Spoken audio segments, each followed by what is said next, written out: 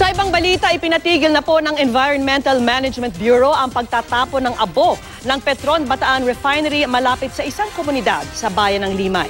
Kasunod po yan ng mga reklamo ng mga residente dahil sa epekto raw ng abo sa kanilang kalusugan. At nakatutok si Lay Alvin.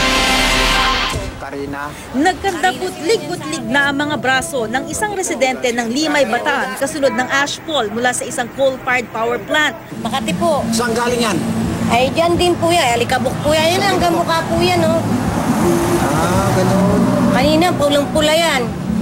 Bukod sa pangangati ng balat, inuubo na rin daw ang ilang bata dahil sa abo. Kasunod ng mga reklamo ng mga residente, naglabas ng utos ang Environmental Management Bureau. Nag-issue tayo ng order sa Petron na ihinto yung pag-dispose doon sa SMC. Hindi na nila gagamitin yon as disposal of bottom ash. Bottom ash ang tawag sa mga abo at iba pang non-combustible o hindi nasusunog na bahagi ng coal. Maaari lang daw magtapon ng abo sa mga lugar na pinapayagan ng DENR basta't ito'y na-neutralized na o nahaluan na ng lupa para hindi maging mapanganib sa kalusugan.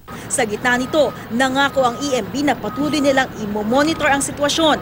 Nagpalagay po kami ng CCTV camera para makita na yan at mag-yes. Nawawala na talaga. Tutulong din daw ang Petron sa mga residenteng apektado na ang kalusugan dahil sa ashfall, pero ang ilan hindi kontento rito.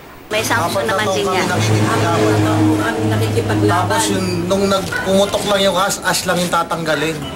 Paano yung power plant na pinaglalaban namin na against kami sa coal plant? Lay Alves, nakatutok, 24 oras.